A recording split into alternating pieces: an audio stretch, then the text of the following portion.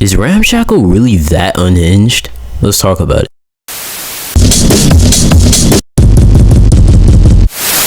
Welcome back to another quick joint, a series where a video is too long to be YouTube short, but too short to be a full-length video. To understand why the show is unhinged, we need to go back to the very beginning.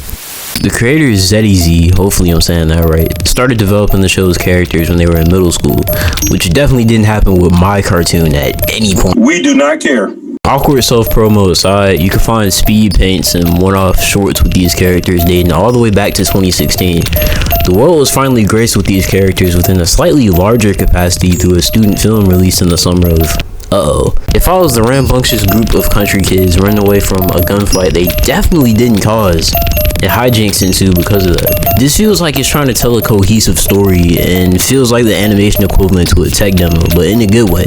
It's letting us get familiar with the atmosphere along with some really fluid animation to top everything off, before we're eventually treated to something with more story related elements to match the welcomingly off-kilter energy of this short. And 4 years later, we were finally treated to that, thanks to a successful Kickstarter from years prior and a shout out from Glitch Productions during their virtual Glitch X conference late last year, which at this point is basically the animation equivalent to an on the radar freestyle. If that joke went over your head, I haven't made a video in 4 months, please let me cook. Well, enough stalling because I'm not a communist. Really, nigga? Let's actually talk about the pilot. Apparently the crew's run out of beans. This dude Stone has a floating cigarette for some reason. I mean, I'm impressed, but I also have a lot of questions. Also, another brief observation is that I like Vinny's design. It's like a more punk version of Kiki from Power of K. And if you know what that show is, you drop this, gang. Anyway, if they can't find any beans, ain't nobody eating. These three kids, Stone, Skippy, and Vinny, are pretty much solo dolo on some Kid Cudi type vibes. Anyway, the gang finds a baby in the trash. Stone, our cool dude with the accent and weird cigarette, says the baby might be better off at the orphanage, but with how strongly Vinny objects to this, I wonder if she had any traumatic experiences as an orphan in the past we don't know about yet that might have contributed to the way she reacted. What about the orphanage? Stone, what the fuck? Everyone knows the orphanage is no place for a kid. How about we just take him in? I'm adding in this observation after my second watch, but I wonder if Maggot automatically knowing Stone's name was a hint to their true identity later, or did Maggot give him his name? I'm not sure, but I think it would be cooler if it was the first option for real. Alright, so far we have 3 kids with no parental guidance, one of them is smoking a floating cigarette, and one found an abandoned baby in the trash. Very ethical things happening in this show so far, you love to see it. Now it looks like our gang is about to rob the niggas on the bougie side of town, Entertainment Square. Low-key looks like somewhere you shop for tea and crumpets for real, just judging by the way the townsfolk look. I mean, look at Mustache over here, this nigga think he that guy for real. Stone is reluctant to rob these clowns because apparently they've been eating shoes because of how unsuccessful their heist has been up until this point. Meanwhile, Skippy's just chilling doing whatever this is. This bougie woman's daughter is fascinated by Maggot, but her mom lays into her with some good old-fashioned classism to tell her to not engage with him. Apparently the slang term for poor people they have in Entertainment Square is scraps. Kinda reminds me of Muggles a little bit, minus the transphobia. Alright, I'm mildly concerned now. They don't seem to be though. Wow.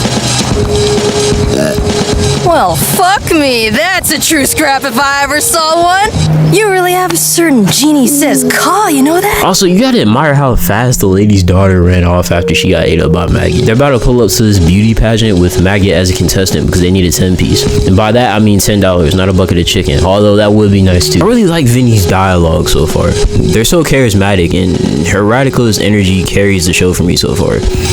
Although Skippy hasn't done too much in the episode, he brings a positive flair to the group without being overly extroverted and taking up the spotlight. He wants to secure life just as much as Stone and Vinny do. He just kind of approaches things in a different way. Of Ramshackle's next top sweetheart, where the most perfect and talented infant will be selected to be the face on every ad, every movie, every cereal box. A life of fame and celebrity status, and $10 awaits. Damn, alright, so we got classism and consumerism. I see y'all. I wonder what other one's gonna pop up. Hey, now let's slow down. When they pull up and cheer for Maggot, they get talked down to by this lady that looks like if Queen Moon let herself go after reading the reviews for the last episode of Star Versus. By the way, can y'all believe that came out 5 years ago already? Like, that's ridiculous. Turns out all this nigga Maggot does is the dance we saw him and Skippy do earlier, and everybody just goes crazy. It's pretty wholesome if you ask me. Well, almost. and he won. My boy cleaned up house. What can I say? It's cleaned up a little too much because of all the bodies he's caught this episode, but a W is in fact a W.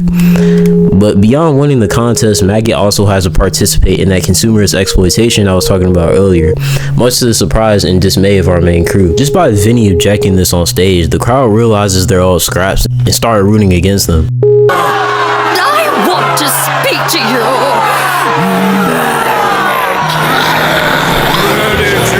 But these niggas are zombie Karens now? What am I watching? Guess we weren't too far off from that thirdism after all.